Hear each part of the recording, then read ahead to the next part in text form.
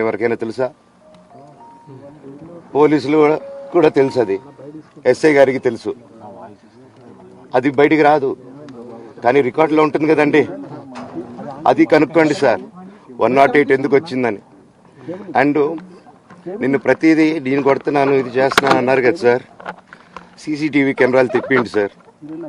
నేను కిరణ్ని, విజయ్ని ఇమ్మీడియట్గా తీసుకొని యాక్షన్ తీసుకోండి, వాళ్ళే దొంగతనం చేశారని చెప్పాను.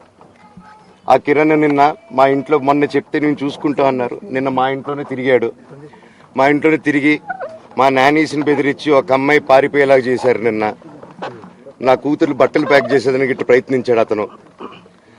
అప్పుడు నేను కంగారుగా అప్పుడు డీజీ ఆఫీసులకి వెళ్ళి, భయం వేస్తుందండి పిల్లల జోలికి వెళ్తే, ఎవరికి ఇది. నేను అందుకే నాకు మా నాన్న దేవుడు అండి. ఈ రోజైతే ఏదైతే చూస్తున్నారో మా నాన్నని, ఇది మా నాన్న కాదండి. నేను అబద్ధాలు ఆడేవాడిని కాదు. నా గురించి మీరు ఎవరినైనా ఎంక్వైరీ చేసుకోండి. నా